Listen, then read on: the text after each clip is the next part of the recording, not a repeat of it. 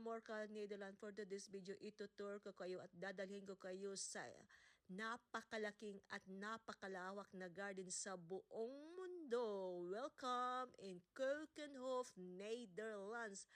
Yun na nga for today's video, no. Pumunta nga kami ng aking mahal sa buhay 20 April 2025 sa Keukenhof at yun na nga.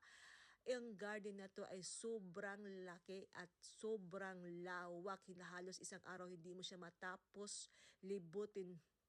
Grabe, super napakaganda talaga ng mga bulaklak. At alam nyo ba guys na milyon ang bumibisita dito every year.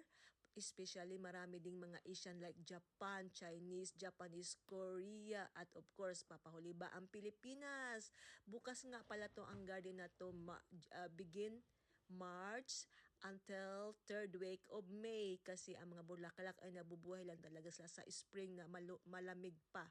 So ayan, napakalawak ng garden na to guys, nakakapagod pero dahil pag nakita mo ang bulaklak talagang hindi mo na maramdaman ang pagod at sakit ng paa mo sa kalalakad.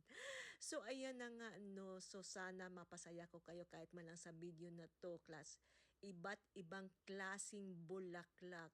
Napakaraming tao talaga guys. Tayo na nakikita yung mga tulips na yan. Iba't ibang klase ng tulips at color. Ang kulay na sobrang ganda. So saya ayan. Kung nakikita nyo talagang wow, as in wow. Thank you Lord for this beautiful day. Happy Easter to all. Ayan, na super ganda. So sana napasaya ko kayo at na ito, kahit dito mo lang sa video na itour ko kayo. So sana salamat sa pagtangkilik nyo lagi sa aking mga video. Maraming salamat followers and non-followers. Thank you very much. Yun lang. Bye-bye.